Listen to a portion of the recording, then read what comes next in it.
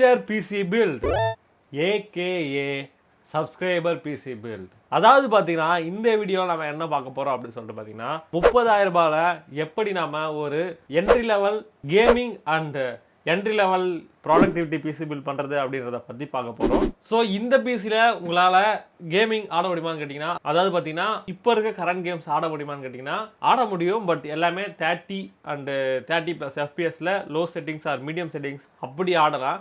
Ultra அதில் ஆட முடியாது, ஏன்னா இதோட பட்ஜெட்டு 30K தான். ஸோ நம்ம இதில் யூஸ் பண்ண போகிற ப்ராசர் என்ன அப்படின்னு சொல்லி பார்த்தீங்கன்னா 3400G. அது மட்டும் இல்லாமல் வேறு என்னென்ன காம்பனன்ட்ஸ் நம்ம இதில் யூஸ் பண்ண போகிறோம் அப்படின்ற விஷயத்தையும் இந்த வீடியோவில் ஃபுல்லாக பார்க்கலாம். அதோட ப்ரைஸ் என்ன, அது மட்டும் இல்லாமல் நாங்கள் ஏன் இதை சூஸ் பண்ணோம், இதுக்கு அல்டர்னேட்டிவாக ஏதாவது பண்ணலாமா அப்படின்ற விஷயத்தையும் நான் சொல்கிறேன். அது மட்டும் இல்லாமல் இது ஒரு சப்ஸ்கிரைபர் பிசி பில்ட், அதாவது நம்மளோட சோல்ஜருக்காக பண்ணது. யாருக்காக அப்படின்னு சொல்லிட்டு பார்த்தீங்கன்னா PUBG Wizard அப்படின்ற ஒரு சேனலுக்காக. ஸோ அவர் நம்மளோட நீண்ட நாள் சப்ஸ்கிரைபர். அது மட்டும் இல்லாமல் அவர் ஒரு சேனலை வச்சுருக்காரு, அந்த சேனல் பேர் தான் PUBG Wizard. ஸோ அவருக்காக தான் இந்த பிசி பில்டை பண்ணோம். ஸோ ரொம்ப பெருசாக வீடியோக்குள்ள போகலாம். பிசி பில் பண்ண காசு எடுத்துக்கிறீங்களா? பப்ஜி ஆடியே ரேக்கே அடிச்சிட்டீங்களா? 60+ FPS ஆடணும்னு நினைக்கிறீங்களா? இதோ வந்து விட்டது A2D சேனலின் build your own PC.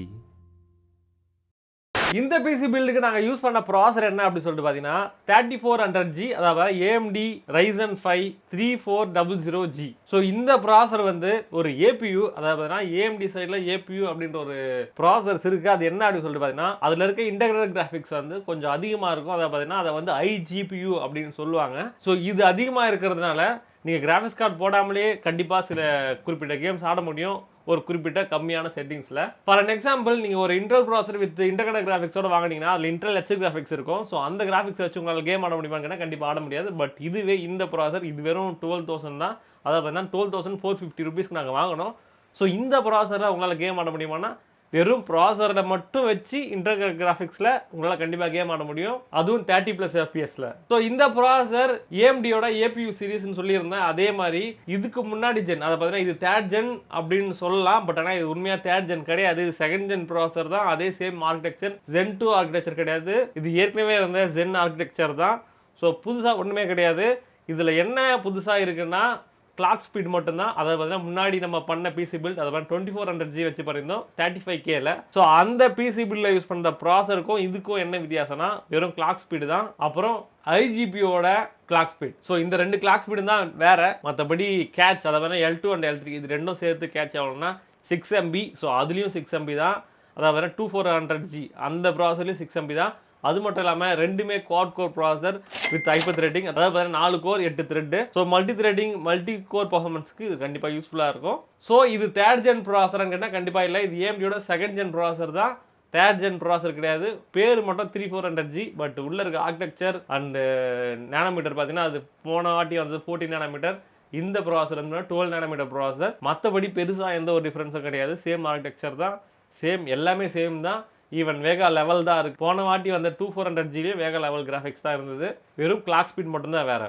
So இந்த ப்ராசர் யாரெல்லாம் வாங்கலாம் அப்படின்னு சொல்லிட்டு பார்த்தீங்கன்னா, என்கிட்ட காசே இல்லை, இதுக்கு மேலே நான் அப்கிரேட் பண்ண மாட்டேன், இவ்வளோதான் என்னோட ஸ்பெக்கு, நான் அப்கிரேட் பண்ணுறதா ரேம் அதிகமாக போடுவேன், இல்லை SSD வாங்கி போடுவேன், பட் கிராஃபிக்ஸ் கார்டு வாங்கி போட மாட்டேன் அப்படின்றவங்களுக்கு இந்த ப்ராசர் கரெக்டான ப்ராசர். பட் இதுவே உங்ககிட்ட ஒரு ஐடியா, அதாவது பார்த்தீங்கன்னா ஸோ இப்போதைக்கு நான் ப்ராசர் வச்சு கேம் ஆடிக்கிறேன், அப்புறமா ஃபியூச்சரில் கிராஃபிக்ஸ் கார்டு போட்டுக்கலாம் அப்படின்னு நினச்சிங்கன்னா இந்த ப்ராசர் அதுக்கு சூட் ஆகாது. ஏன் அப்படின்னா இதே ப்ரைஸ் செக்மெண்ட்டில், ஏன் ஈவன் இதோட ப்ரைஸ் கம்மியாகவே i5ல 9400F ப்ராசர் இருக்குது. அந்த ப்ராசரில் இன்டெகிரேட்டட் கிராஃபிக்ஸ் வராது. பட் அந்த ப்ராசருக்கு இந்த ப்ராசரும் கம்பேர் பண்ணிங்கன்னா அது ப்ராசஸிங் பர்ஃபார்மன்ஸ் தான் ரொம்ப ரொம்ப பெருசு, இது ரொம்ப ரொம்ப கம்மி.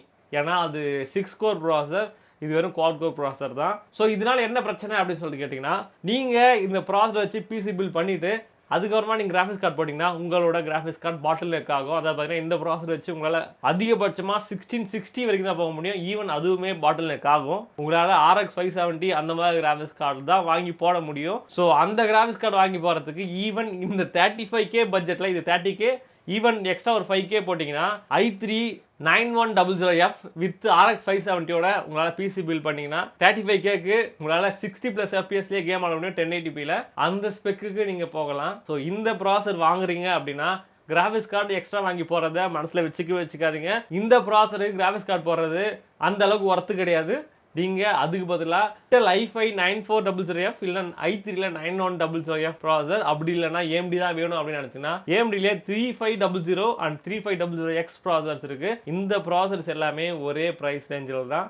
ஸோ இந்த ப்ராசஸ் நீங்கள் ட்ரை பண்ணலாம், அதாவது நீங்கள் கிராஃபிக்ஸ் கார்டு வாங்கி போகிறதா இருந்தால். ஸோ இதுக்கப்புறமா மதர் போர்ட். ஸோ இந்த ப்ராசருக்கு நம்ம எந்த மதர் போர்ட் யூஸ் பண்ணியிருக்கோம் அப்படின்னு சொல்லிட்டு பார்த்தீங்கன்னா, அதாவது பார்த்தீங்கன்னா லாஸ்ட் டைம் பண்ண 2400G ப்ராசருக்கு போட்ட same motherboard Asus A320 gaming motherboard. So இந்த மதர் போர்டு தான் அந்த ப்ராசருக்கு போட்டோம், இந்த ப்ராசருக்கு அதுதான் போடுறோம். பட் இந்த ப்ராசரை டேரெக்டாக அந்த மதர் போர்டில் போட முடியுமான்னு கேட்டால் கண்டிப்பாக இல்லை. நீங்கள் பயாஸ் அப்டேட் பண்ணணும். ஈவன் புது மதர் போர்டு, அதை பார்த்தீங்கன்னா இந்த ஜூலைக்கு அப்புறம் மேனுஃபேக்சர் ஆகி வர மதர் போர்ட்ஸில் ஏற்கனவே பயாஸ் ஃப்ளாஷ் பண்ணியிருக்கோம். அதை எப்படி செக் பண்ணுறது அப்படின்னு சொல்லிட்டு பார்த்தீங்கன்னா, உங்களோட மதர் போர்டில் AMD 3000 ரெடி அப்படின்னு சொல்லிட்டு ஸ்டிக்கர் ஒட்டியிருக்கும் பாக்ஸில். அப்படி இருந்ததுன்னா கண்டிப்பாக அது 3rd gen சப்போர்ட் பண்ணுற மதர் போர்ட். அப்படி இல்லைன்னா நீங்கள் கண்டிப்பாக பயாஸ் அப்டேட் பண்ணணும். ஸோ பயாஸ் எப்படி அப்டேட் பண்ணுறது அப்படின்னு சொல்லிட்டு கேட்டிங்கன்னா, இதை பற்றி நான் ஏற்கனவே என் பிசிக்கு என்ன ஆச்சு அப்படின்னு ஒரு வீடியோ பண்ணியிருந்தேன். ஸோ அதில் நான் சொல்லியிருப்பேன். ஸோ அந்த வீடியோ பார்த்தீங்கன்னா உங்களுக்கு ஒரு ஐடியா கிடைக்கும். ஸோ இந்த மதர் போர்டில் என்ன இருக்குது அப்படின்னு சொல்லிட்டு கேட்டிங்கன்னா, இருக்கிறதுல சீப்பான மதர் போர்டு இதுதான், சீப் அண்ட் பெஸ்ட் அப்படின்னு சொல்லலாம். அதாவது இதில் 4 DDR4 மெமரி ஸ்லாட் இருக்குது. அண்ட் பார்த்தீங்கன்னா பார்க்கறது கேமிங் மதர் போர்டு மாதிரி ரெட் கலரில் ஈவன் LED சப்போர்ட் இருக்குது 6GB. ஸோ இதுக்கு மேலே வேறு என்ன வேணும் இந்த 5050 ரூபாய்க்கு அப்படின்னு சொல்லிட்டு கேட்டிங்கன்னா வேறு எதுவும் இல்லை. ஸோ இது போதுமானது. ஸோ இதோட ப்ரைஸும் 5050 ரூபாய் தான். இதுக்கப்புறமா இதுக்கு ரேம், அதாவது பார்த்தீங்கன்னா இந்த ப்ராசஸருக்கு நாங்கள் போட்ட ரேம் என்ன அப்படின்னு சொல்லிட்டு பார்த்தீங்கன்னா, கோசரோட vengeance 3000 MHz RAM, single 8GB. நாங்கள் ஏன் சிங்கிள் 8GB போட்டோம் அப்படின்னு சொல்லி கேட்டிங்கன்னா, ஸோ நீங்கள் கேம் ஆட போகிறீங்க அப்படின்னா இந்த ப்ராசரில் உங்களால் 8GB ஈவன் 10GBக்கு மேலே உங்களோட மெமரியோட தேவை இருக்காது கண்டிப்பாக. So 8GB NF. ஈவன் உங்களுக்கு தேவையான ஃபியூச்சரில் நீங்கள் ஆட் பண்ணிக்கலாம் 8GB மட்டும் வாங்கி போட்டு. அண்ட் 3000 MHz ரேம் ஏன் போட்டோம் அப்படின்னு சொல்லி கேட்டிங்கன்னா, AMDயில் எப்போவுமே இந்த மெகாஹெர்ட்ஸ், அதை பார்த்தீங்கன்னா மெகாஹெர்ட்ஸ் அதிகமாக இருக்க ரேம் போட்டிங்கன்னா பர்ஃபார்மன்ஸ் பூஸ்ட் ஆகும். இன்டெல்ல அப்படி கிடையாது. ஸோ AMDயில் ஏன் அப்படி இருக்குன்னா அது அவங்களோட ஆர்கிடெக்சரில் இருக்கிற ப்ராப்ளம். ஸோ அந்த ஓவர் கம் பண்ணுறதுக்கு தான் இந்த அதிகமான மெகாஹெர்ட்ஸ் இருக்க ரேம் போடுறது அண்ட் அதிகமான கேட்ச் மெமரி தர்றது, அதாவது கேம் கேட்ச் அப்படின்னு சொல்லுவாங்க. ஸோ அப்படி கேம் கேட்ச்லாம் ஒன்றும் கிடையாது. அதிகமான கேட்ச் மெமரி இருந்தால் TLB ஹீட் அதிகமாக இருக்கும். ஸோ அதனால உங்களுக்கு பர்ஃபார்மன்ஸ் அதிகமாக இருக்கும். அதை பார்த்தீங்கன்னா சிங்கிள் கோர் பர்ஃபார்மன்ஸ் அதிகமாகும். ஸோ அந்த ஒரு காரணத்துக்காக தான் கேட்சும் அதிகமாக தராங்க. அட் த சேம் டைம் உங்களோட மெமரியோட மெகாஹெர்ட்ஸ், அதாவது பார்த்தீங்கன்னா ஃப்ரீக்வன்சி அதிகமாக இருந்ததுன்னா ப்ராசஸிங் ஸ்பீட் அதிகமாகுது AMDயில் மட்டும். பட் இன்டெல் அப்படி கிடையாது. இன்டெல் அவங்களோட ஆர்கிடெக்சர் வந்து ரொம்ப ரொம்ப மெச்சூர்டு. ஸோ ஏன்னா உங்களுக்கே தெரியும் இன்டெல் வந்து ஒரு மிகப்பெரிய கம்பெனி. ஈவன் அவங்ககிட்ட மிகப்பெரிய சாஃப்ட்வேர் டெவலப்மெண்ட் டீம் இருக்குது. பட் AMD கிட்ட அப்படி கிடையாது. ஸோ அதனால் AMD கிட்ட இன்னமும் சில ப்ராப்ளங்கள் இருக்குது. அந்த ப்ராப்ளம்லாம் ஓவர் கம் ஆகிட்டா இன்டெலை விட கண்டிப்பாக AMD ஒரு பெரிய ப்ராசஸர் தான். பட் இந்த ஃப்ளாஸ் எல்லாம் உங்களோட பர்ஃபார்மன்ஸில் இடிக்குமா அப்படின்னு கேட்டிங்கன்னா பெரிய அளவுக்கு தாக்கத்தை கொண்டு வராது. ஏன்னா உங்களுக்கு கேமிங் பர்ஃபார்மன்ஸ் அப்படின்னு சொல்லிட்டு பார்த்தீங்கன்னா கிட்டத்தட்ட ஒரு 10 FPS தான் கம்மியாக கிடைக்கும் அதிகப்படியாகவே. அதை விட்டுட்டு ப்ராடக்டிவிட்டின்னு பார்த்தீங்கன்னா ப்ராடக்டிவிட்டியில் இது எந்த வகையிலுமே பாதிப்பை ஏற்படுத்தாது. ஏன்னா மல்டிகோர் பர்ஃபார்மன்ஸ் தான் நமக்கு தேவை ப்ராடக்டிவிட்டின்னு வரும்போது. ஸோ இந்த ரேமோட ப்ரைஸ் என்ன அப்படின்னு சொல்லிட்டு பார்த்தீங்கன்னா 3100. அதை பார்த்தா இது சிங்கிள் 8GB ரேம். உங்களுக்கு வேணால் எக்ஸ்ட்ரா ஒரு 8GB போட்டுக்கலாம். மதர் போர்டு அண்ட் ரேம் ப்ராசர் இது மூணுத்துக்கு அடுத்து நம்ம என்ன பார்க்க போகிறோம் அப்படின்னு சொல்லிட்டு பார்த்தீங்கன்னா ஸ்டோரேஜ். ஸோ இதுக்கு நாங்கள் யூஸ் பண்ண SSD அண்ட் ஹார்ட் டிஸ்க் என்ன அப்படின்னு சொல்லிட்டு பார்த்தீங்கன்னா, SSDக்கு நம்ம as usual Kingston A400 240GB SSD. So இந்த SSD தான் இருக்கிறதுல cheapest and best SSD, cheap and best அப்படின்னு சொல்லலாம். So 240GB SSD 120GB SSD போகலாம் அப்படின்னு சொல்லிட்டு கேட்டிங்கன்னா கண்டிப்பாக அப்படி போகாதீங்க. 120GB சுத்தமாக சி டிரைவுக்கு பத்தவே பத்தாது. ஸோ ஸ்டார்டிங்கே நீங்கள் 240GB போகிறது பெஸ்ட்டு.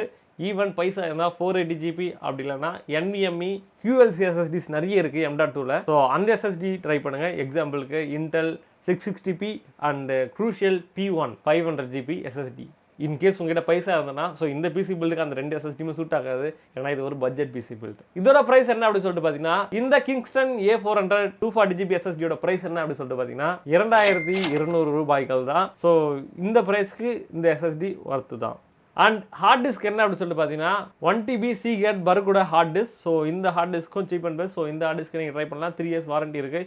ஈவன் டேட்டா ரெக்கவரியும் பண்ணி தருவாங்க இந்த 3 yearsக்குள்ளே ஏதாவது ஆச்சுன்னா. ஸோ இதோட ப்ரைஸ் என்ன அப்படின்னு சொல்லிட்டு பார்த்தீங்கன்னா 2750, அதாவது பார்த்தீங்கன்னா 2750 ரூபாய். ஸோ இந்த 1TB உங்களுக்கு போதுன்னா கண்டிப்பாக இதுவே நிறுத்திக்கலாம். அப்படி இல்லைன்னா 2TB உங்களுக்கு இஷ்டம் இருந்தால் வாங்கிக்கலாம். ஸோ இது எல்லாத்துக்கும் பவர் தரணும் இல்லையா? ஸோ அதுக்கு நம்ம யூஸ் பண்ண எஸ்எம்பிஎஸ் என்ன அப்படின்னு சொல்லிட்டு கேட்டிங்கன்னா, கோசரோட VS450 எஸ்எம்பிஎஸ். இது பார்த்தீங்கன்னா ஒரு 450 வாட்ஸ் எஸ்எம்பிஎஸ். இது பார்த்தீங்கன்னா 80+ ரேட்டிங் இருக்கு SMPS, not gold and bronze எதுவுமே கிடையாது. பட் இது என்ட்ரி லெவல் எஸ்எம்பிஎஸ் 450 வாட்ஸ் எனஃபா கேட்டால் கண்டிப்பாக எனஃப் தான். ஸோ இந்த கோல்டு, பிரான்ஸ், சில்வர் இதை பற்றிலாம் ஒரு வீடியோ பண்ணுறோம்லாம் நினச்சிட்டு இருக்கேன். ஸோ டைம் தான் கிடைக்கிறது இல்லை. கண்டிப்பாக அதை பற்றி ஒரு வீடியோ போடுறேன். அதை பார்த்தீங்கன்னா இந்த பவர் ரேட்டிங், இந்த சர்டிஃபிகேஷன்லாம் எதுக்கு அப்படின்றத பொறுத்து. ஸோ இந்த எஸ்எம்பிஎஸை வச்சு உங்களால் இந்த பிசியை ரன் பண்ண முடியுமாங்கன்னா கண்டிப்பாக பண்ண முடியும். அதாவது பார்த்தீங்கன்னா இந்த ப்ராசஸருக்கு நீங்கள் எக்ஸ்ட்ரா கிராஃபிக்ஸ் கார்டும் போட மாட்டீங்க. பெரும்பாலும் போடுறதும் ஒர்த் கிடையாது. என்ன கேட்டால் போடவே போடாதீங்க. ஈவன் உங்களுக்கு போடுறதுக்கு ஐடியா இருந்ததுன்னா கண்டிப்பாக இன்டெல் i5 9400F அப்படி இல்லைனா AMD தான் வேணும் அப்படின்னு இருந்தால் 3500 அண்ட் 3500X அப்படின்னு சொல்லிட்டு புதுசாக AMDலேருந்து ப்ராசஸர்ஸ் வந்துருக்கு 2. ஸோ அந்த ப்ராசஸர் நீங்கள் ட்ரை பண்ணலாம் இந்த 3400G வாங்காமல். அதாவது பார்த்தீங்கன்னா கிராஃபிக்ஸ் கார்டு நீங்கள் எக்ஸ்ட்ரா போடுறதா இருந்தால் மட்டும். ஸோ இதோட ப்ரைஸ் என்ன அப்படின்னு சொல்லிட்டு பார்த்தீங்கன்னா 2450 ரூபாய். ஸோ இந்த ப்ரைஸ்க்கு இது கண்டிப்பாக ஒர்த்து தான். ஸோ இந்த ப்ரைஸுக்குள்ள எஸ்எம்பிஎஸ் கிடையாது. அப்படி இருந்ததுனாலும் வாங்காதீங்க. ஏன்னா ஒரு பிராண்ட் வேல்யூ அப்படின்னு ஒன்று இருக்குது. ஸோ கோசர், கூலர் மாஸ்டர் இது எல்லாமே 5 இயர்ஸ் வாரண்டியோட வரும். ஸோ அந்த மாதிரி வாங்க எஸ்எம்பிஎஸ்ல. கடைசியாக நம்ம பார்க்க போகிறது கேஸ். ஸோ இந்த பிசி பில்லுக்கு நம்ம யூஸ் பண்ண கேஸ் என்ன அப்படின்னு சொல்லிட்டு பார்த்தீங்கன்னா, ஆன்டெக்கோட NX200. ஆன்டெக்கில் பார்த்தீங்கன்னா NX சீரிஸும் நிறைய கேபினெட்ஸ் இருக்குது. NX200, NX220 and NX300, NX400 இந்த மாதிரி. ஸோ இந்த கேபினெட்ஸ்லாம் சீப்பாக இருக்குது. பில்டு குவாலிட்டி நல்லா இருக்குன்னு கேட்டிங்கன்னா கொடுக்குற காசுக்கு okay. But cooler master, Corsair, NZXT அந்த ரேஞ்சுக்கு நீங்கள் எதிர்பார்க்க முடியாது. பட் இந்த பட்ஜெட் செக்மெண்ட்டில் அது கண்டிப்பாக ஓகே தான். ஸோ அந்த கேபினெட்ஸ் எல்லாம் கண்டிப்பாக நீங்கள் ட்ரை பண்ணி பாருங்கள். அண்ட் இதில் ஒரு விஷயம் சொல்ல வேண்டியது இருந்தது. அதை பார்த்தீங்கன்னா ஆன்டெக்கில் இருக்க ஒரு NX220 கேபினெட்னு ஒரு சீரிஸ் இருக்குது. ஸோ அந்த கேபினெட்டில் பார்த்தீங்கன்னா உங்களுக்கு 3+1 ARGB ஃபேன்ஸ் தருவாங்க. பட் அது கண்ட்ரோலபிள் கிடையாது. ஈவன் உங்களால் சுவிட்ச் ஆஃபும் பண்ண முடியாது. ஸோ அதில் நீங்கள் போட்டிங்கன்னா அது பாட்டு எரிஞ்சிக்கிட்டே இருக்கும். என்ன கலர் வேணாலும் அந்த கலரும் பெருசாக நல்லா இருக்கான்னு கேட்டிங்கன்னா இல்லை. ஸோ அந்த கேபினெட் 2 பேருக்கு வாங்கி கொடுத்துட்டு நம்ம சப்ஸ்கிரைபருக்கு ஒருத்தருக்கு ரொம்ப பிடிச்சிருந்தது. சூப்பர் ப்ரோ, இது சூப்பராக இருக்குது, இந்த கம்மி ரேட்டில் 4 ஃபேன் இருக்குது, அது இல்லாமல் லைட்டில் இருக்குது ப்ரோ, சூப்பர் ப்ரோ அப்படின்னு சொன்னார். இன்னொரு சப்ஸ்கிரைபர் இது என்ன ப்ரோ லைட் எரிஞ்சிட்டே இருக்குது, படம் கூட பார்க்க முடியல அப்படின்னு சொல்லிட்டு ஃபீல் பண்ணிட்டு இருந்தார். ஸோ இந்த விஷயத்தில் உங்களுக்கு அந்த RGB பிடிச்சிருந்தா மட்டும் வாங்க. ஏன்னா அது கண்ட்ரோலபிள் கிடையாது. உங்களால் சுவிட்ச் ஆஃப் பண்ண முடியாது. ஈவன் இது எதுவுமே எங்கள் கேபினெட்லேயும் சரி, ஈவன் வெப்சைட்லேயும் சரி எங்கேயும் மென்ஷன் பண்ணல. ஸோ நாங்கள் தெரியாமல் தான் அந்த கேபினெட்ஸ் வாங்கினோம். ஸோ வாங்கினதுக்கப்புறம் தான் தெரிஞ்சது இந்த மாதிரி அது கண்ட்ரோலபிள் கிடையாது, அது ARGB கிடையாது. ஏன்னா நீங்கள் அட்ரஸ் பண்ணால் தான் அது அட்ரஸபிள் RGB. ஸோ அதுவாக எரிஞ்சிட்டு தான் அது ARGB கிடையாது. அது சம்வாட் RGB ஃபேன். ஸோ அந்த RGB ஃபேன்ஸ் உங்களுக்கு பிடிச்சிருந்ததுன்னா நீங்கள் வாங்க. அப்படி இல்லைன்னா வாங்காதீங்க. அதாவது NX220 மட்டும். ஸோ அவ்வளோதான். இந்த NX200 ப்ரைஸ் என்ன அப்படின்னு சொல்லிட்டு கேட்டிங்கன்னா 2250 ரூபாய். இந்த ப்ரைஸ்க்கு இது ஓகே தான். பில்டு குவாலிட்டி பெருசாக எதிர்பார்க்க முடியாது சொன்ன மாதிரியே. பட் இந்த ப்ரைஸ்க்கு இது ஓகே தான். அண்டு இதுக்கப்புறம் வேறு சீப்பான இந்த அளவுக்கு இருக்க கேபினெட் எதுவுமே கிடையாது. அண்ட் ஃபைனலாக எல்லாத்தையும் பற்றியும் பேசியாச்சு. இப்போது இதோட ஓவரால் பட்ஜெட் அதை பார்த்தீங்கன்னா எவ்வளோ செலவாகுச்சு அப்படின்றது மொத்தம் 30,250 ரூபா. அதை பார்த்தீங்கன்னா டோட்டல் ப்ரைஸ் இந்த பிசி பில்டு எவ்வளோ அப்படின்னு சொல்லுவாங்கன்னா 30,250 ரூபா, 30,250. ஸோ இந்த பட்ஜெட்க்கு இந்த பிசி ஒருத்தனுக்கு கண்டிப்பாக ஒர்த்து தான். ஆனால் இந்த பிசியில் நீங்கள் கிராஃபிக்ஸ் கார்டு ஃபர்தராக இன்ஸ்டால் பண்ணுறது என்னை பொறுத்த வரைக்கும் நல்ல ஐடியா கிடையாது. உங்களுக்கு புதுசாக கிராஃபிக்ஸ் கார்டு போட போகிறேன் அப்படின்னு உங்களுக்கு ஐடியா இருந்ததுன்னா நீங்கள் i5 9400F, Ryzen 5 3500 and 3500X இந்த 3 ப்ராசஸர் இருக்குது. இது எல்லாமே கிட்டத்தட்ட சேம் ப்ரைஸ் ரேஞ்ச் தான். ஸோ அதெல்லாம் செக் பண்ணி பாருங்கள். ஸோ அந்த ப்ராசஸர் நீங்கள் வாங்குறது ரொம்ப ரொம்ப பெஸ்ட். கிராஃபிக்ஸ் கார்டு நீங்கள் எக்ஸ்ட்ரா போடுறதா இருந்தால் மட்டும்.